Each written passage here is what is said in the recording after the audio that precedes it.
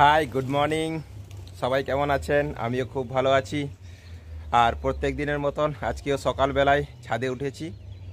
আর সকালবেলায় পায়রাদেরকে খেতে দিতে খুব ভালো লাগে, তাই আমি এই যে চাল ছড়াচ্ছি। দেখছেন, এই যে দেখুন, একে একে সব পায়রাগুলো আসছে।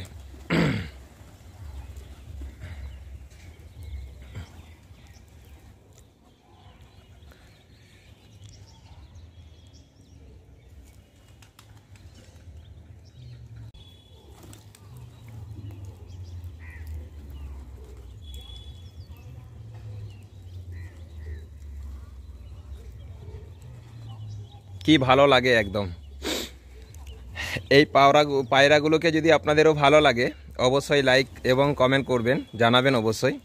সকালবেলায় খেতে দিতে খুব ভালো লাগে, কত সুন্দর আসে।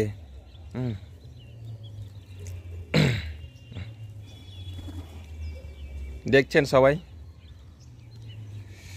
সকালবেলায় কুয়াশা কুয়াশা একদম, চারিদিকে হালকা হালকা কুয়াশা, আর এদিকে সূর্য উঠেছে।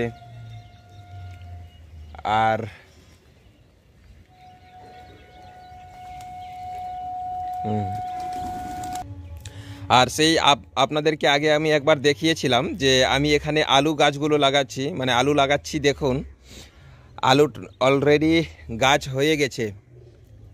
এই যে দেখুন, বড় বড় গাছ হচ্ছে আস্তে আস্তে। আপনারা সবাই আশীর্বাদ করুন বা কিছু টিপস দেন যাতে খুব ভালো ধরনের আলুটা ফলে। এই যে দেখছেন সবাই, দেখুন।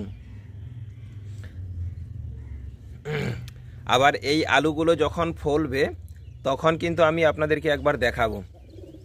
আপনারা যারা নতুন আছেন পেজটাকে ফলো দিয়ে রাখবেন, আর ইউটিউব থেকে যারা দেখছেন আপনারা অবশ্যই সাবস্ক্রাইব করে রাখবেন, তাহলেই নতুন নতুন ভিডিও কিন্তু আপনাদের কাছে আমি তুলে ধরতে পারবো, মানে আপনারা পাবেন আর কি। এই যে দেখুন, এটা হচ্ছে টমেটো গাছ, ঠিক আছে। এখানে আরও কিছু লাগানো হয়েছে, গাজরও লাগানো হয়েছে, কিন্তু গাজরগুলো এখনও দেখতে পাওয়া যায়নি, হয়তো গাজরটা একটু দেরি হবে। আর এইটা হচ্ছে বিম, এই যে দেখছেন, এটা হচ্ছে বিম।